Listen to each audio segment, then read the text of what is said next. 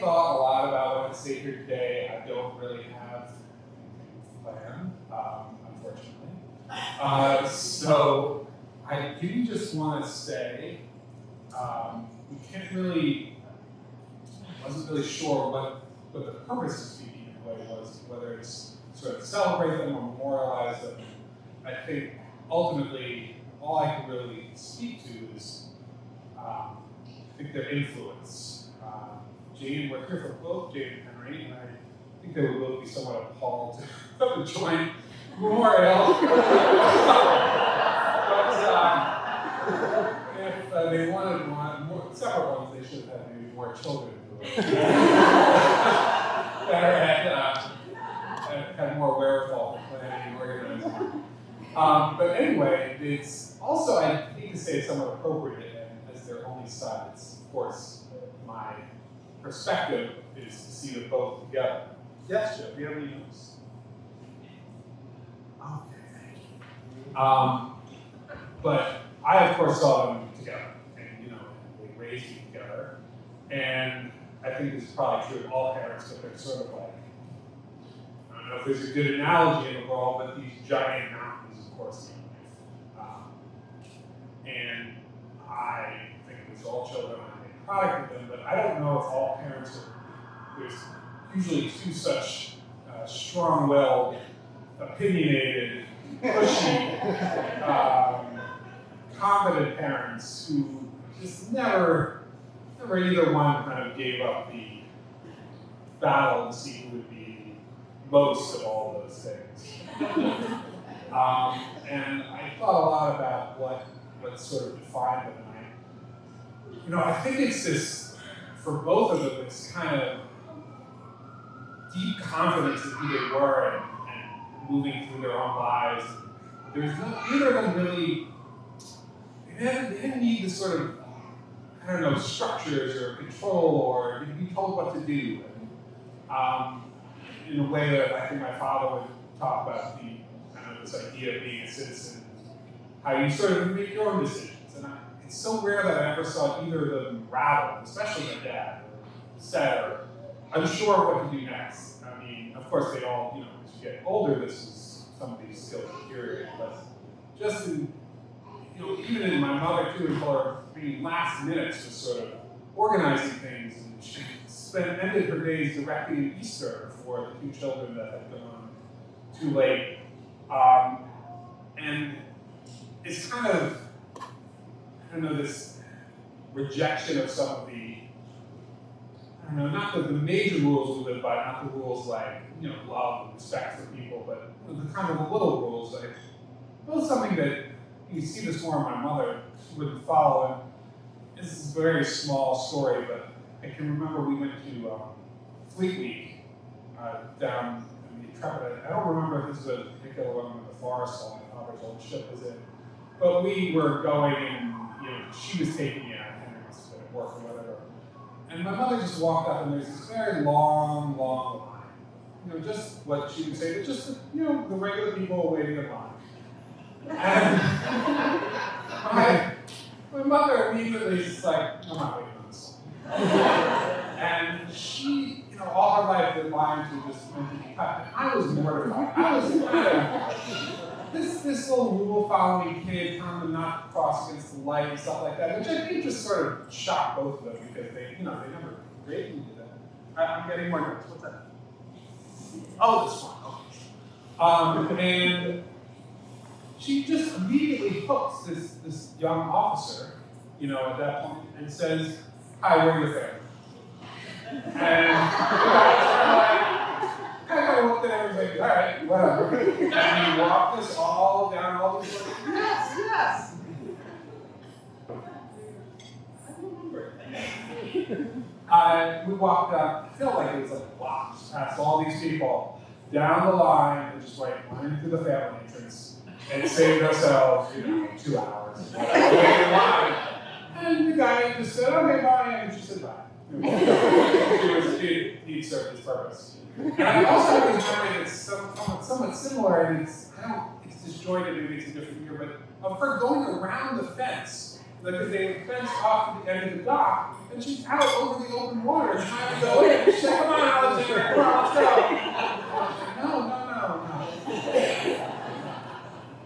No.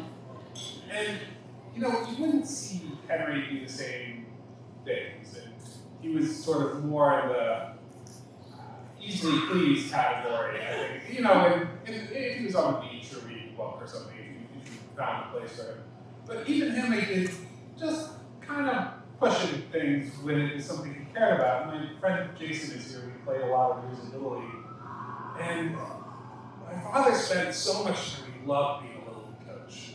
Just loved it. And spent so many hours with me, baseball, and with these other kids. And he, at one point, I remember being a brat about something, and I didn't want to practice or whatever the case was. And I said, aren't we here for fun? Why do we have to do this? Aren't we here for fun? And he looks at me and goes, winning is fun. And to that end, when we were probably just a little bit older than, I was maybe a little older than Joe. And there's a mercy rule in Little League, or at least there was at that time. You could score, 5 runs or whatever it was. But if you scored more runs in a play, you could add on. So, once you 5 more runs, you could score the game. So Henry would be coaching third base, and 4 runs would score, and the runners would be coming around second and third, and he'd hold them up and load the bases up when we were like 10 years old because somebody good was coming to the plate, and then wait for that kid to get out and score more so he could get to And it's funny because he was never, I didn't see him being nasty competitive. He's never, it's not sort of one of those crazy baseball dads. But both of them just didn't seem to want to let the details drag them down. I think my mother, there were, rules that would stand in her way, and my father, there were worries that weren't good about him. I mean, my father's attitude is, I think, don't panic, this is an emergency. This is not an emergency, and then in an emergency, don't panic, it's not and, they spent so much time with me, and so, there's so many, they didn't have maximum success with me. My dad always told me. They just spent endless time with me, doing so many things and taking me on trips and doing projects. And just my dad moving me out of law school when he's in his 70s, coming down and packing for the night. And, my mother and spending hours with me editing essays and things. And I think that I kind of assumed in this way, where parents are giants and they're only existing two parents, that this was for me. I was special. And of course I was. I'm an only child, I'm a grandchild, I was spoiled through and through all the way to my very core. But what I've kind of come to realize is that this is how they treated a lot of people. And they were very generous to so many people, and I think that's why we have so many people, so many walks of life. But my mother just spending so much time training teachers, and I've heard of so many people who were at the Zim program, or who were students like a million years ago. My father's just giving endless rides and things like that, and just helping anybody at legal advice. And it's endless help. And I don't know that I think that they're raising me in the way they treated me and the wonderful things they did for me were sort of extensions of who they were as people, and not some special effort they put forward for their son. And I don't know that I can really sum up in a way to encapsulate how they were as parents. They're just gigantic. I mean, it's just sort of overwhelming that they're gone, but in a way they, I see me acting like they did raising my kids, and I see my kids acting like them, and I see my kids spouting things back to me and fiddling with things and coming to Boston on the stage in front of so many people and getting things right, just like my parents would. My mother would tell me how to have conversations on the phone. It was ridiculous, but here they are. They're little kids doing the same thing. And I don't know if Joe still wants to do it, but he did write up something to say about Big Henry and Mom. Joe, do you want to come on up?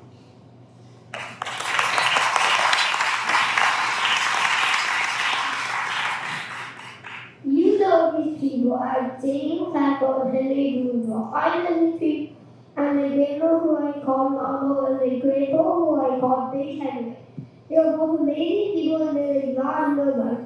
As you know, James travels to many places in all kinds of fun stuff. Henry is in the military in Lampedusa. He and brother Andy are called Uncle Andy. They both live in an apartment in New York City, and mostly full of all kinds of things with pizza.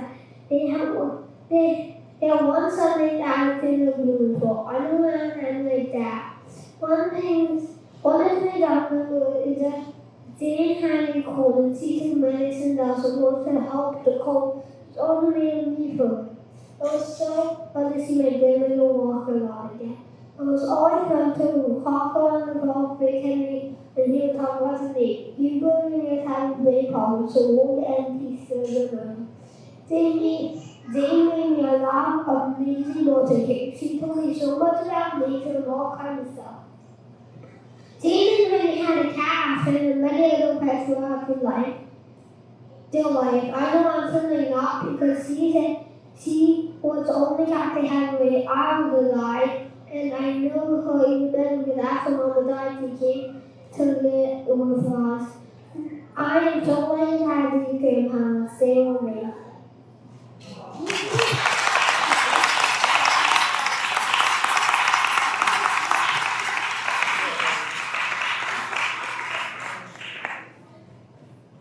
So I don't know how I'm going to follow that. Right? I guess I'm going to have to. So for those of you who don't know me, I'm Ben. I probably should have done that earlier. So hello. I've known Alex since first grade, where we immediately became best friends because we had so much in common. Where Alex was a giant Met fan and I'm a Red Sox fan. I still do not forgive you for '86, but that's okay. Alex had a deep love for World War II movies and The Black Adder, if I'm not mistaken, which were super exciting, but not exactly my favorite thing in the world. But nevertheless, we became best friends and kind of more than that at this point. And I should probably step out of the way. At this point, it's more of a family at this point. And I feel like with Jane and Henry being part of, and this kind of goes with what Alex was just saying. I prepared a whole speech for this, but in typical Blumenthal fashion, I got a text message at about 10:45 last night saying, "Hey, do you mind kind of emceeing this thing?" I'm like, "Yeah, right, what do you mean, man?" Sure. So that's kind of out the window, and I'm just gonna tell a few stories very quickly. But I just remember being part of Alex's family, I wasn't family, I always felt that way. And to the point where my parents had a conversation with Jane and Henry at some point and said, "Hey, if anything happens to us, will you take care of Ben?"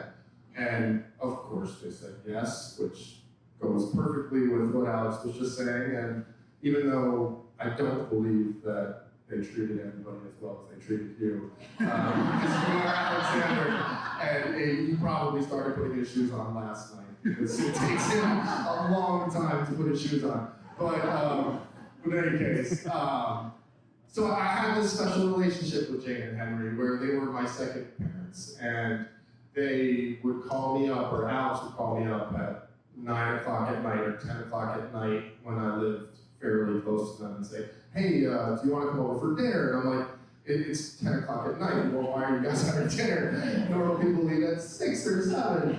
And I'm like, well, what are you having? And I kind of grew up with this. I don't know if you guys remember that chicken and stovetop commercial where I felt like, "Hey, so what are you having? Chicken and stovetop?" "Yeah, I'll be right there." And I would go over and have a second dinner, and Jane always welcomed me into the home, and Henry the same. And then as we got older, we would go out and not be drinking when we were 18 or 19, but drinking when we were 18 or 19.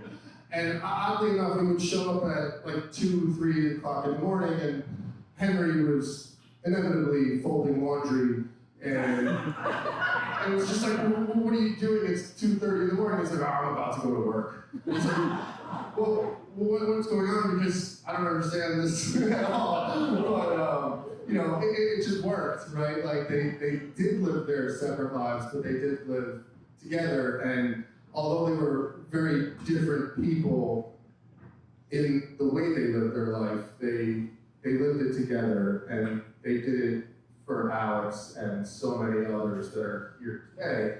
And I have so many memories, like I said, and I know I'm repeating myself, but probably because I should have written this all down. But like just coming home at like 2:30 in the morning and Henry sitting there folding laundry and saying, hey, do you guys want something to eat? Because I'm about to cook some bluefish. And he was like, well, yeah, 2 o'clock in the morning bluefish sandwiches sound quite good. Never had them before I met Henry, and they're great. But like they used to take me to the beach and to, oh man, I don't even remember, but like I think Alex's godmother, if I'm not mistaken, had a home in Maryland. Is that accurate? Grandmother had a home in Maryland, where I don't know why this memory is so important to me, but I just remember, you know, being a fortunate child, and like everybody here has been pretty fortunate to grow up with parents who had the ability to give us nice homes and give us food that we all loved and go out to dinner on vacation whenever we wanted. And, you know, Jane and Henry were no exception to that. But it was really, really important that we caught our own crabs from the ocean.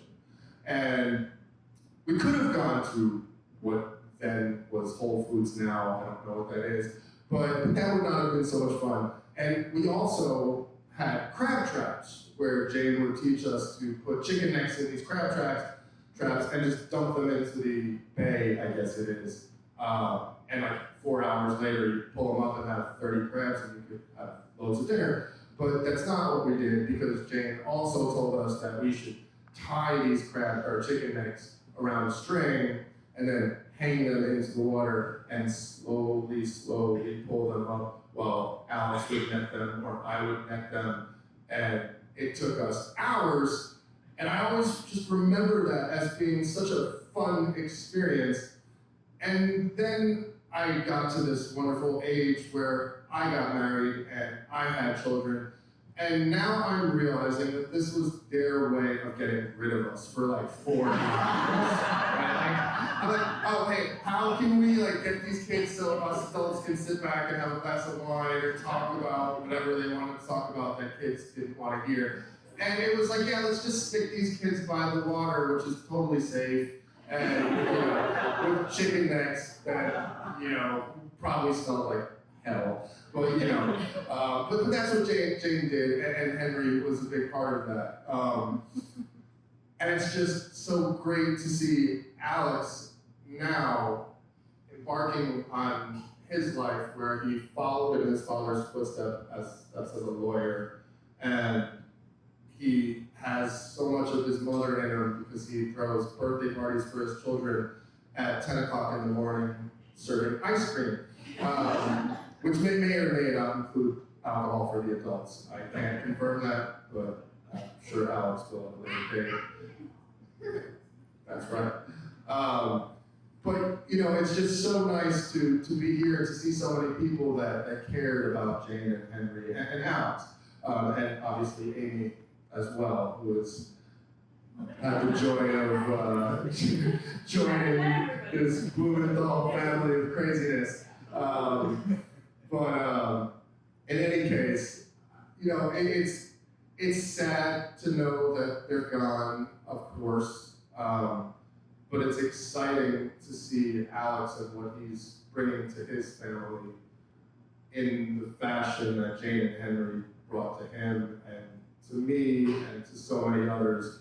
And I know I kind of sound like a brother, but I'm not. And I feel like I'm sort of a brother, and I'll probably get kicked for saying that later. But I don't know, I guess I passed the test. So, but in any case, there's just so many things that I could say that are slipping my mind now. But I will tell one more story that is right in line with Alex's story of skipping the line. So, as you know, Alex grew up on 102nd and Riverside, 101st and Riverside. I get that backwards because I lived on 102nd Street, which is strange. I should remember that. But so there was a park right downstairs that we would throw balls around and hang out and play, Little League and stupid games that kids play. And Jane, being the very eccentric woman that she was, used to say, yeah, guys, go ahead, go play baseball, but, just watch out for the people sniffing glue in the beaches. And they're like, yeah, okay, cool. So we kind of just grew up with this, known thing where it was like, yeah, they're not going to bother us, but we'll be totally safe because Jane told us we'll be totally safe. And we always felt safe. And then she always used to tell us these stories of the mole people that lived in the abandoned subway tracks. I don't know how many of you are from New York, but there are abandoned subway tracks in Riverside Park in the hundreds that you really should not be going into. But there were these mole people that lived there, so Jane thought this was a fabulous idea to take a bunch of 7-year-olds or 10-year-olds or whatever we were and go meet the mole people, which we did. And now I have this story, right? So it's kind of cool that Jane was so excited, so willing to break those rules. And I'm kind of glad that Alex hasn't gone that far to the left, because his kids are really cool. I like them. You know what? You're not my son. Take my kid with you, though. Mole people, Henry, mole people are people that don't have homes or are less fortunate than us and live in abandoned subway tracks. And they've made a life down there. There's a whole colony, I guess. I don't know what the right word is. Yeah. My children would be asking the same thing. But anyway, I just wanted to celebrate the fact that Jane and Henry existed, because they existed in such tremendous fashion, whether it was coaching Alex's baseball team or taking us to the beach or fiddling with Henry's 1967 Rambler. Is that accurate? Year? All right, I want to get that right. But this 1967 Rambler that probably spent more time in the shop than it did on the road.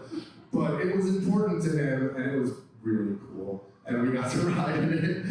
Yes, I'm getting confirmation from other people, Raz, who grew up with us as well.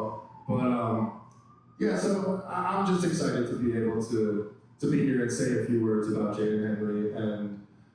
And it's nice, like I said, to see Alex following in their footsteps and has raised such an amazing family and found a beautiful wife and had 2 amazing children. And I can't wait to see what the rest of this becomes.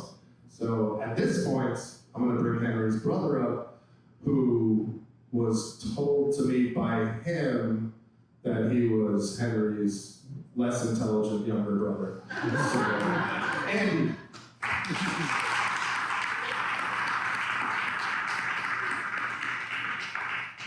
I never said I was Henry's less intelligent younger brother. It was the judge we appeared before. We walked into court twice, and he said, "Oh, so Henry is your retarded younger brother. What are you doing in my courtroom today?" I'd like to clarify the 67 Rambler. It was not Henry's 67 Rambler. It was my 67 Rambler, and he made me buy with the explanation that you can't expect me to take my son to the Mets opening day in something other than a convertible. That's not that work. So,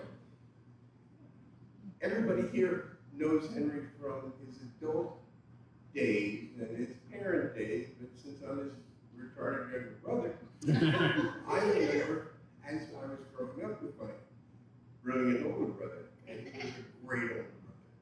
I can tell you about times we went to see Jackie Robinson and Duke Snyder, etc., playing it at his field. I can tell you, let me tell you one other story about him. When I was about 7, my brother was in college. Professor Chase was one of his fraternity And my brother would play poker with them every weekend. And he would clean them out. I believe, Ozzy, did you bring a checkbook? Because I think you may still owe some money. When he got done cleaning people out, remember, I'm 7. He would come home at about 5 in the morning. He would stop off at White Castle or White Tower and buy White Tower sliders, wake me up, bribe me with the White Towers, give me half of his winnings, which he got from Ozzy and others, and then he'd play poker with him until it was time for me to go to first grade. I never played poker after that. But I can, if anybody, Ozzy, if you're interested. These things, there were numerous things that my brother did for me. He took the blame for everything I did. It often involved chocolate chip cookies and Malamars that he took the blame for eating when I ate them. He did all sorts of great things. And then as I got older, and he was joined the Navy, I got to join him for Dependence Day, it was called, and go out to sea on the Forest Wall. The things I remember best about that were launching and recovering the jets and seeing in the officer's lounge a letter from our mother saying, please do not let Henry go near the edge of the ship. He's clumsy and may fall over. And that was posted in the lounge for the officers.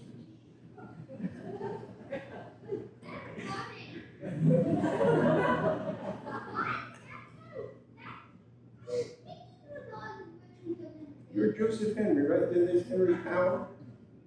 Neither of you kids is named after your uncle, are you? just a thought. I hasn't thought about that.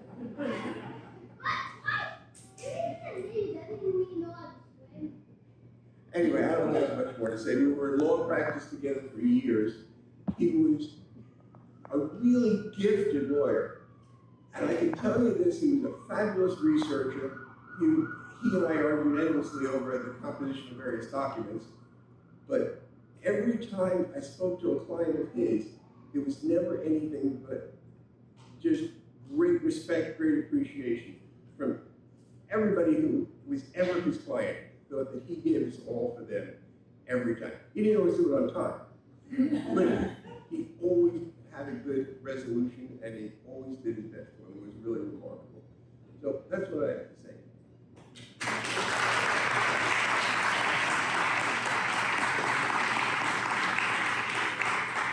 It's going to take like 4 people to not step in front of that slide.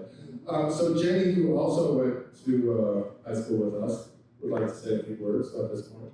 Please come on up. Guess it's cold. I feel like I need a podium. I'm going to stand behind this somehow. Okay? Okay. I wrote a speech. Because I am not that great at off the cuff, like those who went before me. I'm Jenny.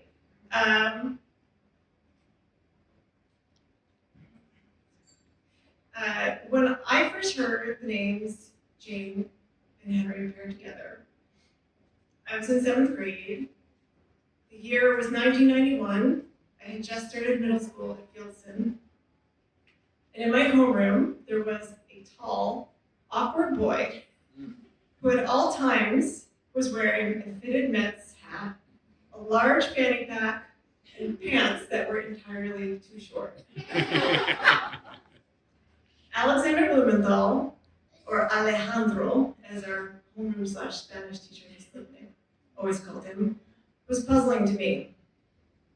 Well, almost all of our classmates were navigating the formation of social cliques and doing their best to appear cool in an early 90s kind of way, which involved wearing leather jackets, playing hacky sack, and being seen reading Rolling Stone magazines.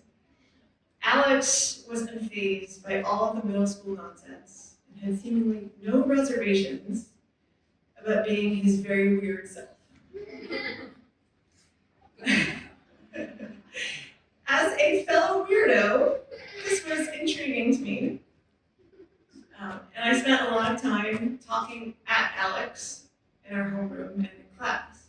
I say talking at because for maybe 2 years, he didn't say much back to me. In fact, at the end of 7th grade, when I asked him to sign my yearbook, he simply signed his full name in cursive without any message, as if he had been asked to sign a legal document.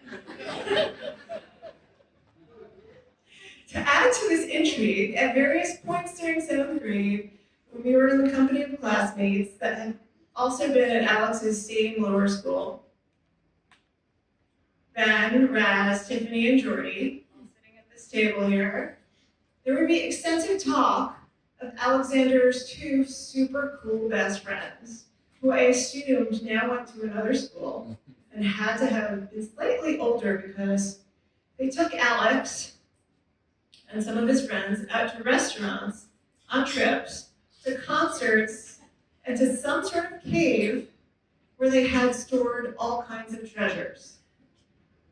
And the name of these 2 very cool friends were Jane and Henry. Now, eventually I caught on that Jane and Henry were not just Alex's cool friends, but were also his parents. And later learned that Alex had rejected calling them mom and dad very early on, much to Jane's dismay. By the time 9th grade rolled around, I was surprised to get a phone call from Alex, saying that Jane had asked if I would like to see a Max Roach performance at Lincoln Center with her, Alex, and Raz. I didn't know who Max Roach was then, but because I wanted to meet Jane, who everyone loved, I immediately said yes.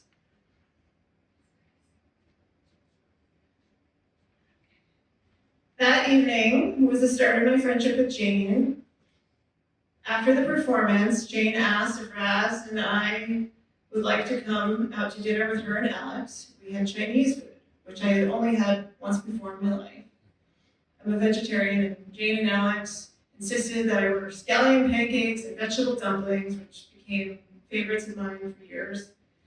But what really struck me about the evening was that Jane seemed to enjoy spending time with us and talking to us.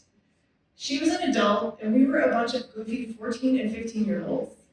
And she treated us like we were worthwhile dinner companions and talked to us like our thoughts and opinions had value. From then on, I was a frequent visitor to the Klecker Blumenthal home at Riverside Drive. Often on Fridays, I'd come over after school with Ben and Elliot and would hang out with Alex, Jane, and Henry for hours, eating so much candy, making prank phone calls, playing with whatever cats, dogs, insects, snails were currently living in the apartment, talking to Jane about our travels in the museum, watching TV with Henry, and checking out all of their amazing things. They had so much great stuff in their apartment. So much stuff.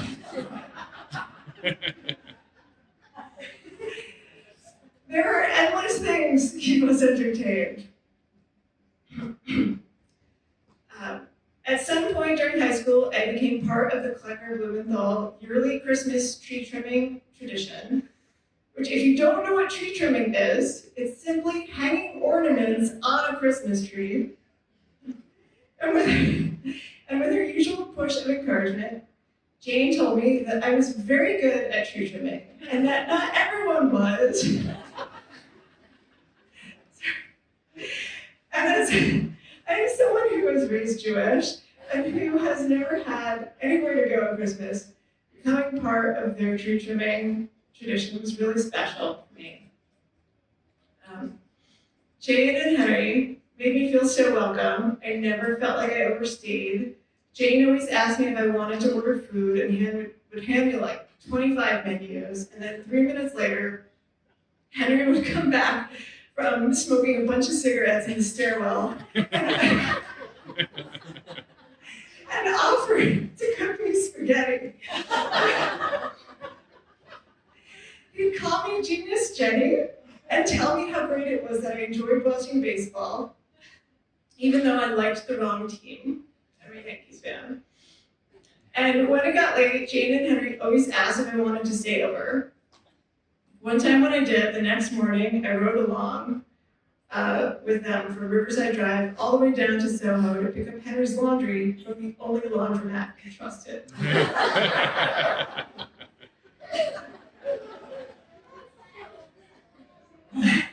Another time when I stayed over on New Year's Eve, which our friend group typically celebrated at Riverside Drive, I was sleeping on the couch, and when I woke up the next morning, Jane was staring at me because she couldn't wait to tell me. That she had found Alexander sleeping on Diggory's dog bed, and he had somehow pushed his legs through the sleeves of his sports jacket as if it were a pair of pants. Alex denied that this had happened, but Jane was certain of what she saw.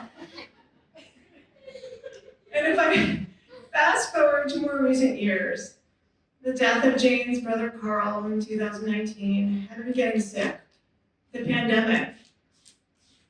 There were many truly difficult things, and somehow Jane kept going. In the 30 plus years I knew her, she never really let on when she was upset about her own personal circumstances. She was very, very tough. And maybe that was from growing up in Kentucky, I do not know. And even the last time I saw her in the hospital, when I was with Alex and visiting hours were over, and we said we had to go, she said, well, I'm going with, Alex said, I'm going with you and Jenny. I'm not staying here. She was just so tough. I called her and texted her often during the pandemic. For a couple of months, I was living in the Poconos in Pennsylvania, deep in the woods. I got really into moths, like nighttime butterflies, not the green stuff that grows on rocks. I sent a couple of moth photos to both my own mother and to Jane. My mom replied something along the lines of, great, is there something better you can be doing with your time? Whereas Jane identified the moths, told me she had previously raised a similar type of moth in Alexander's bathroom when he was a child, severely spooking the babysitter. That she loved all the photos I was sending, and that she wished she could be there with me. And a year and a half into the pandemic, when my husband had a midlife crisis and took off, Jane is the person who called me every day and always picked up the phone when I called, even though she was not feeling well herself. I used to joke that Jane was my best friend from high school, but it's probably true. I talked on the phone with her more than I talked to anyone else. I still think about calling her all the time. And one of the items that I chose from Jane's stuff that was among things to be donated is this glass box that perhaps one of you gave her. I don't know what the story is. It says, be amazing. And it sort of veers off into a little bit of the like, live, laugh, love, cheesy territory, but sometimes when I'm having a hard time, I look at it and I imagine her saying it to me in a very matter-of-fact Jane way. Like there's no other alternative to be amazing. I didn't have a great home life when I was a kid. My dad died when I was little, and my mom was really hard on me. I could never do anything right in her eyes, but when I was with Jane and Henry, they made me feel safe and like I should feel proud of myself, even for things like tree trimming.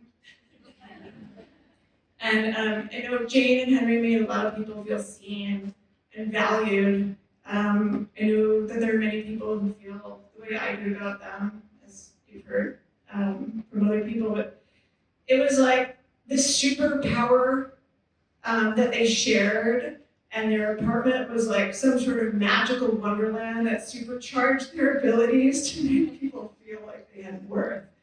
The last very short story I'm going to tell you is not my story, but one of Jane's favorites. You may have heard it. I don't know why I heard it so many times, but I think it points to the fact that Jane loved Alex so much. and found him to be amazing from the very start of his life. So when Alexander was born by a C-section, he came out perfectly because he didn't get squashed coming out of the birth canal. He was this big, perfect, beautiful baby with a full head of hair. And so the head nurse at the hospital used him to demonstrate to new parents how to wash a newborn baby. Alexander was the bath baby.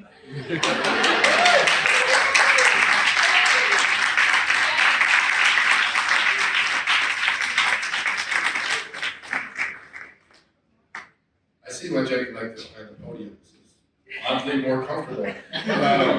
So we heard earlier that Tommy Adams, who's here, and there we go, introduced Jane and Henry and had a few words. So I can come to you if it's more comfortable. All right. Long ago, I met Henry on USS Forrestal. We were both serving our country. I had known Jane since childhood in Lexington, Kentucky. One day, in Athens, Greece, at the American Express place there, sitting around a round table with a bunch of other fellow officers getting slightly splashed. Someone comes up behind me and covers my eyes and said, "Guess who?" It was Jane Frank. With her Kentucky accent, so I guessed who it was. And she leaned over, kissed me, said hello. She told me that we were touring Europe, a bunch of girls, and having a good time. And then she very quietly whispered in my ear, "Who's that guy to your right?" And that's the story from now on.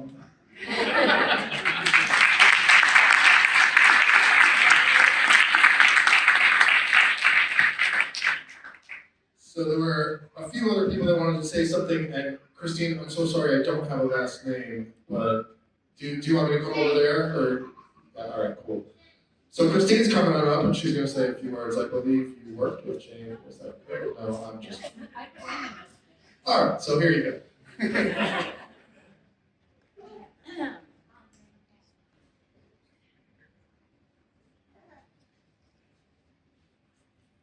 Christine Chang. Jane was my friend and eating buddy since I was 25. We would go try out delicious ethnic and adventurous food in New York City. And later, when I moved to places like Dublin, Paris, Barcelona, San Francisco, Jane would come visit and we would search out eating opportunities. She researched, she was a master of finding eating experiences. She researched, inquired, insisted. She questioned waiters, waitresses, cooks, and chefs, searching for the best. I am typically a more timid person who would just accept things. But Jane always searched for the best experience possible. Tradition did not constrain her. I thought we made a new record when she came to San Francisco with her list of eating places. One lunch we ended up going to not one, not two, but 3 different restaurants for each part of our meal. There was the famous faux soup at one restaurant, and then the banh mi at a second restaurant, and then, of course, an exotic dessert somewhere in the last restaurant. There's nothing like enjoying food with a friend. I believe in the philosophy of savoring life, savoring little pleasures. Like a good cup of coffee in the morning, a satisfying cup of tea in the afternoon, or the pleasure of mozzarella, good tomatoes, and then the sauces. Simple pleasures. But we also searched out exotic and strange things. She was a creative person with a quirky sense of humor. I often see things and say to myself, "Oh, Jane would love that." We had lots of adventures together. I loved her laugh as we shared her funny stories. I saw how her work at the museum changed people's lives, and admired her for it. Jane savored life better than anyone, and we could be confident that she lived it to its fullest. And lastly, thank you, Jane and Henry, for looking after me when I was a young naive single woman working in New York. I always appreciated that. And I won't go into any of the stories. There are too many of them.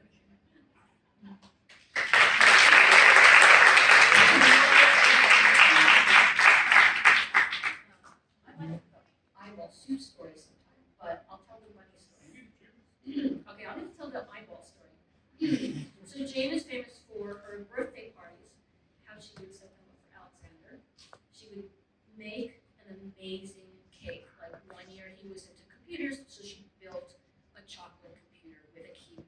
And she built a train mounted with a train around it, all cake. And one year she said, I don't know, we were 10 or something, like the boys, we're going to do a carnival. It's going to be a horror carnival. And they're going to have these little games, and if they win the game, they'll get a ticket.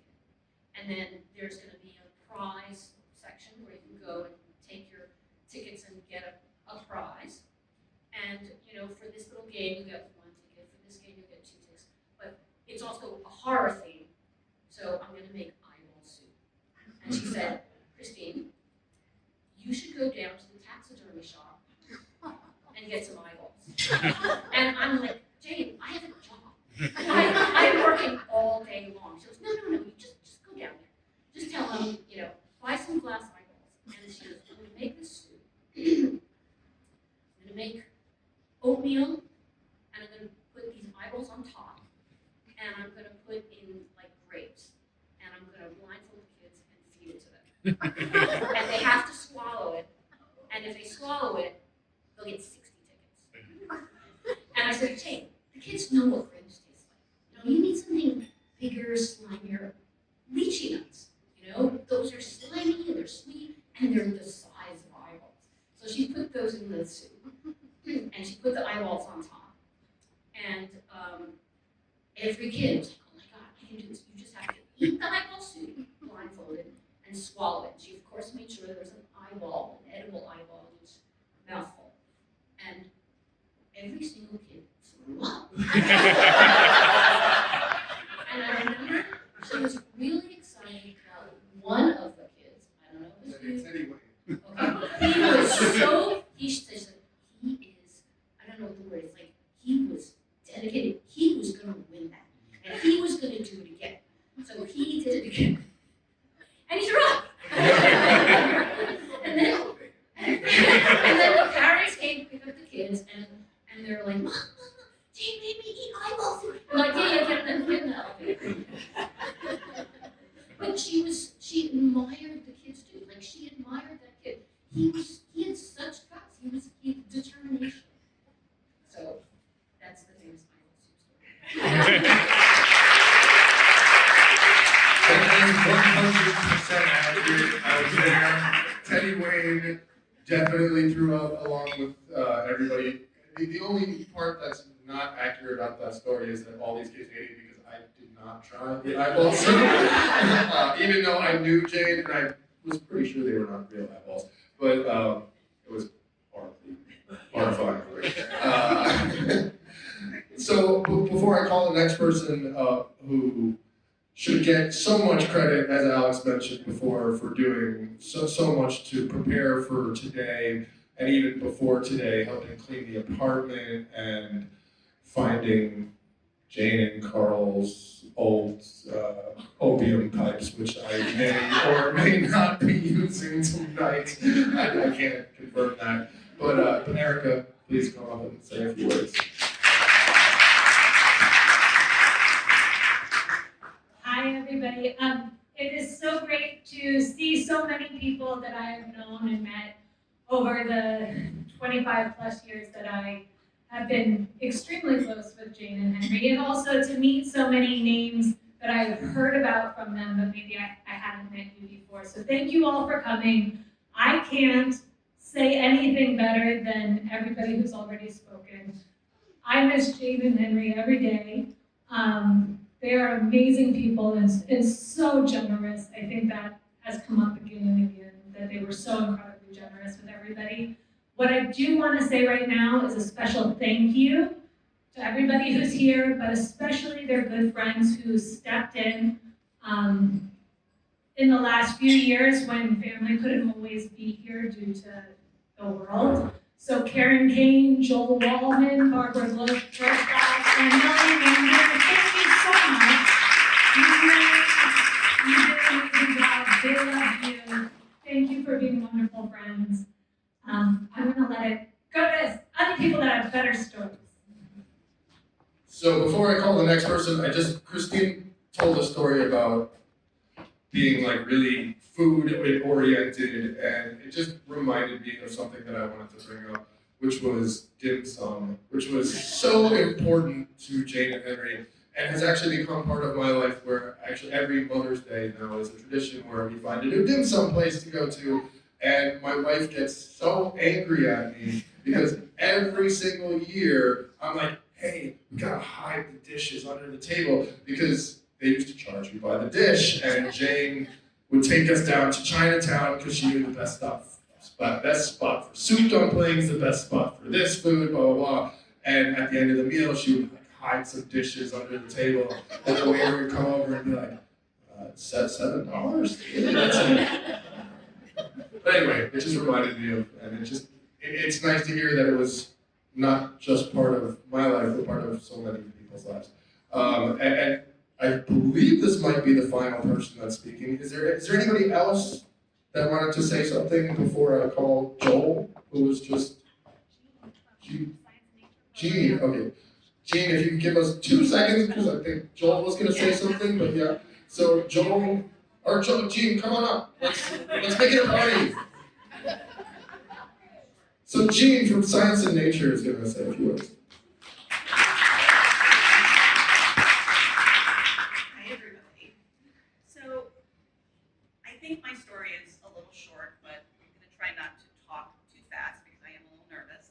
I feel like I have to do Jane the best job ever.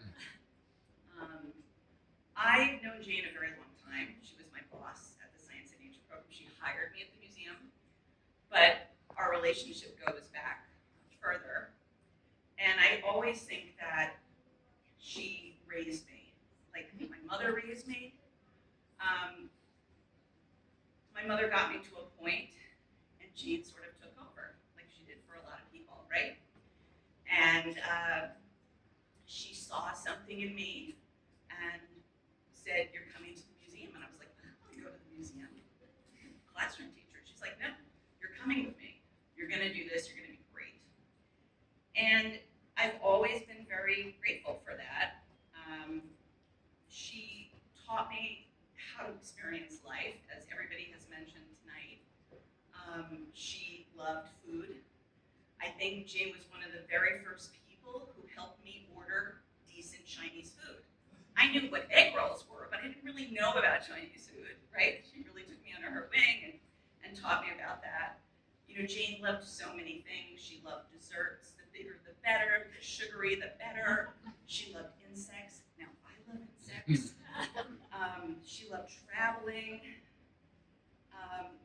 And she taught me not to sell and to always ask for what I wanted. And I'm still working on that part, but I think that was a really great lesson in life. I think Jane was probably one of the most brilliant people I ever met in my entire life. She was a great speaker. She was a great writer. But there was one thing Jane was not good at. Jane was not good at editing. And anybody who's in that corner of that room will know what I'm talking about. Alexander probably knows too. Jane had a love affair with whiteout. And very, very early on in the Science and Nature program, Jane would do a lot of writing. It was great creative writing.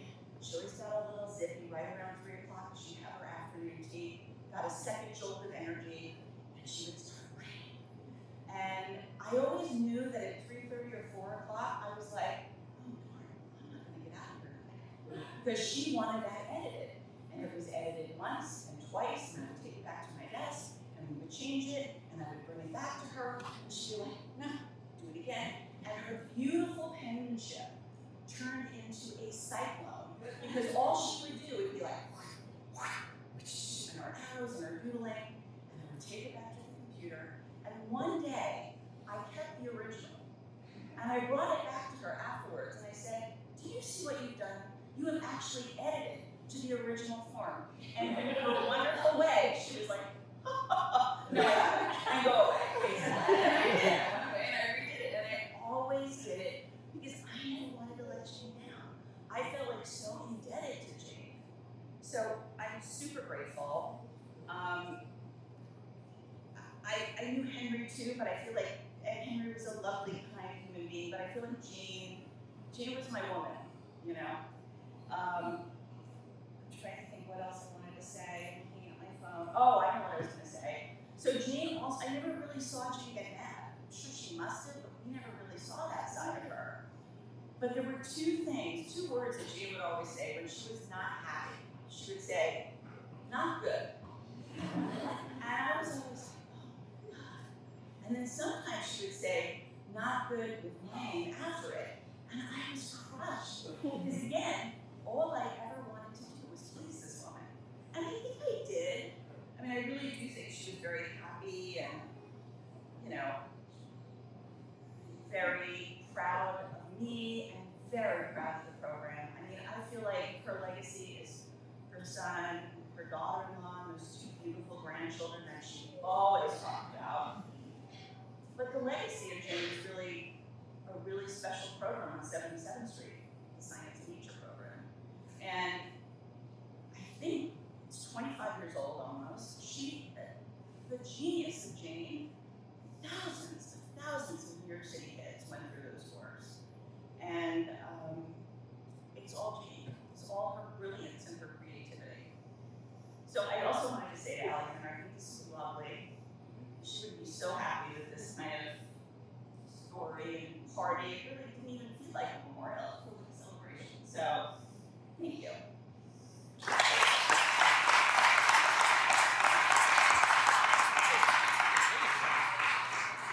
So if you wanted to see Jane angry, you could have joined us on probably July 4th, some July 4th at Alex's house, and Jane had the bright idea of saying, hey kids, why don't you guys go to the roof with these fireworks, because that's super fun, and just don't throw them off the roof or anything, it would be cool. So I just remember, and I'm telling this story really quickly because Joel, who's coming up, lives in the building, and I just want to kind of apologize because I'm pretty sure that we threw like a bunch of lady fingers that were just popping down, what's that, like 16 flights of building. And we came back to the room and Jane was like, you guys didn't throw any fireworks off the roof, did you? We're like, no. She's like, really? Because a bunch of these lady fingers just hit our window on the way down. So I'm sorry, Joel, and I'm sure you have better stories to tell than that one.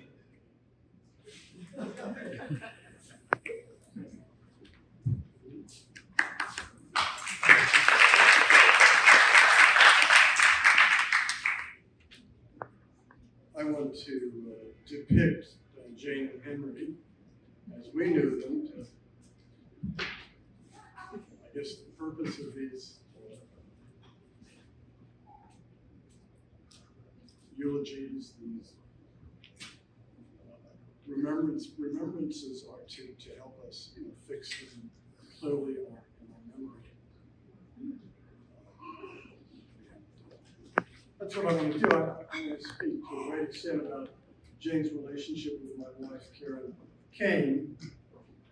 We lived 5 floors below Jane and Henry for. When did you folks move into the building? I was 3, so that was 40 years ago. So 40 years. 40 years. Our children, Anna and Aaron, have an official aunt and uncle, my brother and Karen's sister, but their de facto uncle and especially aunt were Jane and Henry. Jane and Henry, if he could be herded, were at almost every Kane Wallman family occasion, many birthday celebrations, benefited from one of Jane's spectacular theme cakes. Jane and Henry's affection for our children was undiluted, and this attribute was passed on to Alex.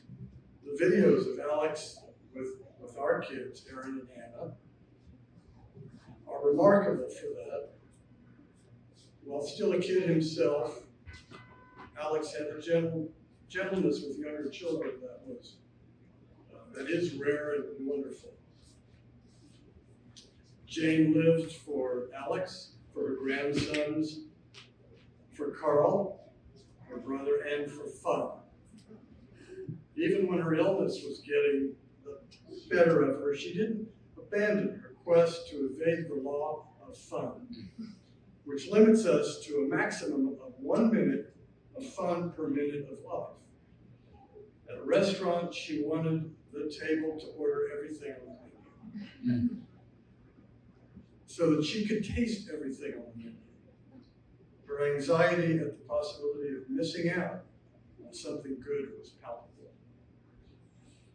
Jane and Karen were best friends for 40 years. They lived 30 seconds apart and saw each other, or at least spoke on the phone at least once a day. You can imagine the hole losing Jane has left in Karen's life. Pretty much every one of those meetings involved at least some bickering, since Jane and Karen were pretty evenly matched in stubbornness. We watched a lot of television together, especially in recent years when Jane's illness sapped her energy for going out. Jane's style of watching television involves frequent verbal reactions to what was happening on the screen. And when she was trying to figure out something about the plot, she preferred to ask Karen to explain it rather than figure it out herself. And this would always eventuate in an exasperated, "Jane, I don't know." But she had a big brain. Jane had a big brain. She knew all the things a young woman of her generation growing up in polite Kentucky society would be expected to know. But she also knew her way around Henry's wonderful tool closet. Now, there may be some people here who never experienced their apartment. But most of you did, and most of you know what I mean when I say that her quest to pack more than a minute of fun into every minute of life was equaled by her quest, assisted by Henry, to fill her apartment with a volume of stuff greater than the volume of her apartment. And yet, she knew where everything was. This remarkable memory was aided by her practice of labeling almost everything in the apartment. The apartment was madness, but there was method to it. Jane had the most impressive understanding of the mental world of children that I've ever seen in anyone who wasn't a child. She knew what thrilled them, what intrigued them, what scared them. And this surely informed her career as a teacher and principal, and made it likely that the program for young children she created at the nation's premier natural history museum would succeed. The demand from parents to get their kid into Jane's world of bugs and snakes and mammals was red hot, including from past and prospective donors. But Jane balanced these admissions with kids from families with little in the way of financial and educational assets. Now, I've said less about Henry because though we knew him just as long, we weren't as constantly with him, so we knew him less completely. He, like Jane, was uncommon. He was gentlemanly, gallant, even courtly. I rarely heard him curse, and he never would in front of Karen. He was unfailingly generous on the many occasions when I needed something from that magical tool closet. Passionate about baseball, he never forgave the Dodgers for moving. Yes. His affection for the Mets was equaled by his love of history. He was never not reading a book about a significant figure in history, and this affinity is another trait clearly inherited by Alex. Another thing he loved was anything Karen cooked. If Jane were eating with us and Karen didn't remember to give her a portion to take home to Henry, Jane would remind her to. My most recent memories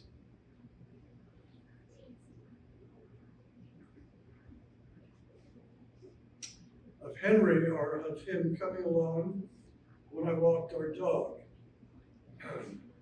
Anytime I saw him, he'd remind me to fetch him when I was going to take the dog out, and I often did. Conversation didn't vary much. Such have things become in the last year. But I so enjoyed having a counselor, as I call him, counselor at my side. We are so lucky to have had them at our side.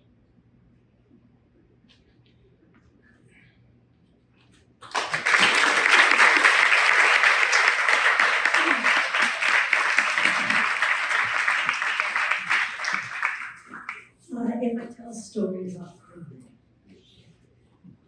So this was actually the eulogy for the Queen Mother of England, and I thought it was relevant to Jane. You can shed tears that she is gone, or you can smile because she has lived, and she loved life more than anyone. You can close your eyes and pray that she'll come back, or you can open your eyes and see all that she's left. And she left a lot.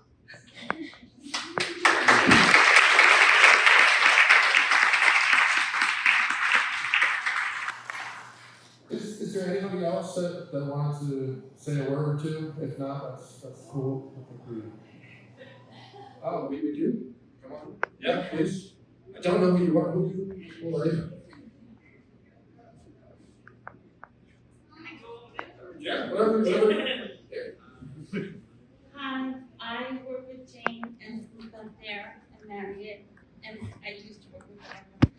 We all worked with Jane, and I hear everything that you are all saying here. I hope that I can speak so that you can all understand what I'm going to say from my heart. Jane came into my life while I was working at Garden Head Start, which is a program for the underserved. And Jane just had such a way. She didn't only teach children, she taught adults too.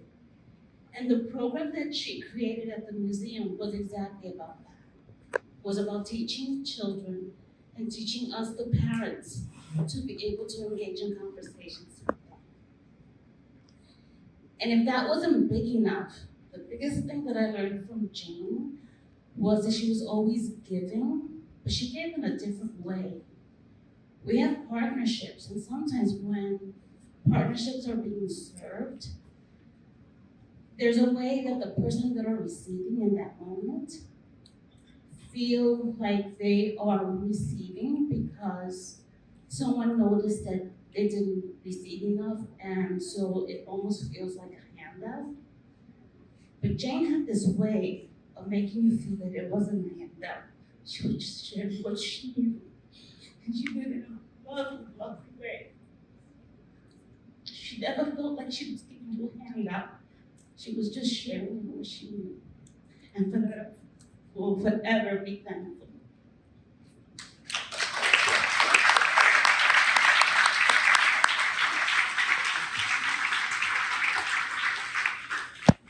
So to summarize the event that happened today, it just seems that Jane and Henry both in very different ways have touched so many different people in so many different ways, and all for the better.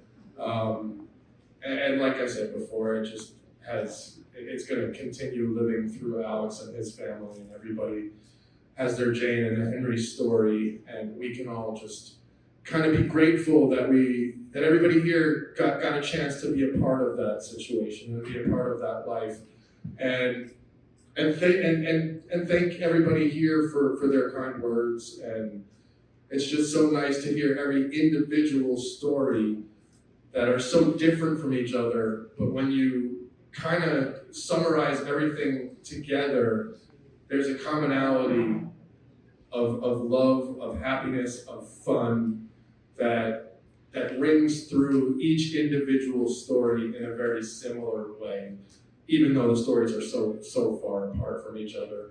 And I'll tell one last story about Jane specifically. In the event of embarrassing myself completely, Jane thought that it would be a really, really great idea to dress me up when I was like, I don't know, Alex, I think you know where I'm going with this. Do you remember how old I was, or we were? I think you were 14. No, stop it. 20, all right, so I was like 30. No, we were kids. I don't remember how old we were, but Jane thought it was a great idea to dress me up like a woman because she found a wig in the house and had this beautiful dress. What's that? Yeah, thank you. She's, oh, you have such long, beautiful legs. You look so wonderful in this cocktail dress. And, you know, put this blonde wig on me and this cocktail dress. And I sat on the couch, and if I'm not mistaken, she put tennis balls in my dress or something, you know, just to make it look real. Socks, or whatever it was. But, and then I could be wrong, but I think she invited Karen up to witness this, me sitting there. And Karen, being the great friend of Jane, just kind of played along. I was like, oh, who's your friend, Jane? Who's this lovely woman?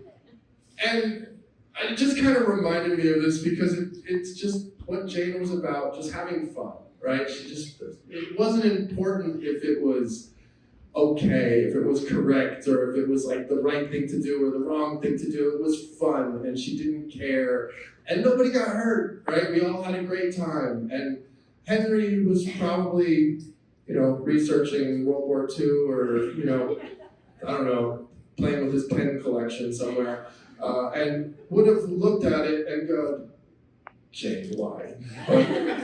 And as Jenny said, probably just retreated back to the kitchen where he would smoke his cigarettes and come back to cook us bluefish at 2 o'clock in the morning again. So, in closing, thank you all for coming. I know it meant a tremendous amount to Alex that so many people from all over the place, as far as Kentucky and maybe further specifically, because I don't know everybody here. France, we've got a winner at France.